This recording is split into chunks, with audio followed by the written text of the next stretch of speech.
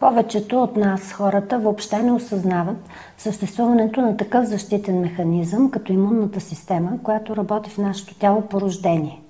Имунната система е много важна за доброто здраве на човека. Доктор Емил Близнаков казва: човек е млад и здрав до толкова, доколкото е здрава и млада имунната му система. Днес една от най-динамично развиващите се области на медицината е именно имунологията. Здравето не се купува с пари, но се създава с пари и се поддържа с пари. На пръв поглед това звучи парадоксално, но добре е да осъзнаем тази проста истина. Аз като лекар, посветил се на децата, отдавна я прозрях и вече много години работя предимно в областта на профилактиката. Доброто здраве зависи от две абсолютни истини. Първо, тялото ни трябва да се подхранва непрекъснато и то така, че да няма клетъчен глад. И второ, на тялото ни трябва да се осигурят условия да се справя ефективно с проникващите в него микроби. Разграждането на храната, идваща от стомаха, и всмукването на хранителните вещества се извършва в тънкото черво на човека. Там се изливат и секретите на двете големи храносмилателни жлези – черен дроб и панкреас. За ефективното изпълнение на своите функции то разполага с голяма секретираща и резорбираща повърхност, осигурена от голямата дължина 6 до 7 метра, многократното му сгъване и силното нагъване на неговите лигавица отвътре, което увеличава 2 пъти площта й. Чревните власинки и чревните жлези са богато пропити с лимфоцити, които на места са организирани в лимфни фоликули. Те се забелязват по вътрешната повърхност на червото като плоски, продълговати петна, наречени пайрови плаки. Те са в основата на поддържането на чревния ни имунитет.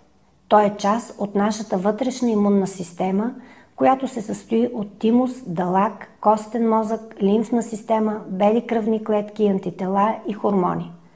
Съвременната практика на приготовление на храната намалява хранителната й стойност и повишава опасността от бактериална зараза. Например, ако бактериите Escherichia coli или Salmonella попаднат и се размножат в червата, те причиняват различни болестни прояви, които ни карат да се чувстваме зле. Мащабът на тези прояви зависи от темпото на тяхното размножаване и възможностите на тялото ни да ги унищожава. Тези едноклетъчни организми се делят на две на всеки 20 минути. Така, ако намерят подходящата среда само за няколко часа, те достигат до милиони.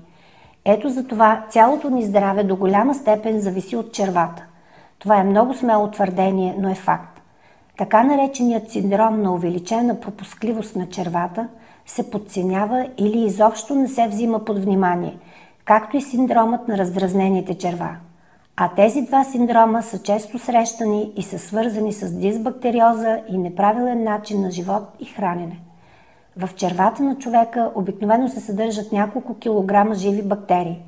Техният състав и количество са силно зависими от начина ни на живот, който водим, от състоянието на околната среда, от храната, която приемаме и водата, която пием, както и от психоемоционалното ни състояние. От всичките около 500 вида микроорганизми, които населяват нашето тяло, само 2 са приятелски настроени. Те се наричат пробиотици – ацидофилус и бифидус. Ако пробиотиците не са в достатъчно количество, това нарушава баланса на чревната бактериална флора и води до нарушаване на нашата екосистема. Така съдържанието на червата става потенциален източник на вътрешни причинители на инфекции. Резултатът е размножаването на болестотворни бактерии, паразити и гъбички, което води до опасното за здравето ни състояние, известно като дисбактериоза. Пробиотиците са особено важни през първите години от живота на човека. Това е много актуално при бебета, родени чрез секцио или некърмени, а хранени с адаптирани млека. При бозайниците, в това число и човека, предаването на основния имунитет се осъществява като майката предава готови антитела на детето чрез плацентата, а след това с коластрата и кърмата. Така новороденото се предпазва от потенциални болестотворни микроби, докато собствената му имунна система се развие достатъчно. Едва тогава се включва така нареченият активен имунитет. Той представлява производство на имунокомпетентни клетки и специализирани молекули, наречени антитела, като реакция на организма срещу чужди субстанции, включително инфекциозни агенти. Действието на антителата е да отклоняват или неутрализират причинителите на заболявания. Много важна характеристика на антителата е, че те са специално насочени към антигена, причинил тяхното образуване. Имунната система по същество е естествен защитен механизъм срещу заразяване. Имаме пасивен вроден имунитет и активен имунитет, който е адаптогенен, т.е. създава се според нуждите. Пасивната имунна защита на стомашно-чревния тракт е в основата на стабилно здраве още от първите дни от живота на човека. Пасивният имунитет е първата отбранителна линия. Активният е по-бавен, но по-специфичен спрямо чуждия агент. Тук обаче е важно, че се включва свойството памет, което осигурява съпротива при повторно възникваща опасност. И не на последно място по важност, във връзка с устойчивостта на организма спрямо микроби е състоянието на входните врати за инфекции. Това са кожата, лигавицата на носоглътката, дихателната, храносмилателната и пикочополовата система. Те са изложени първи на контакт с бактерии, вируси, гъбички и паразити и от тяхното състояние зависи дали нашествениците ще бъдат допуснати вътре в нашето тяло. Клетките на тези наши важни органи са в състояние да се делят много бързо, което осигурява регенерацията и доброто състояние на тези естествени бариери на организма. Но за тази цел те се нуждаят от точно определени храни, преди всичко незаменими аминокиселини и есенциални масни киселини.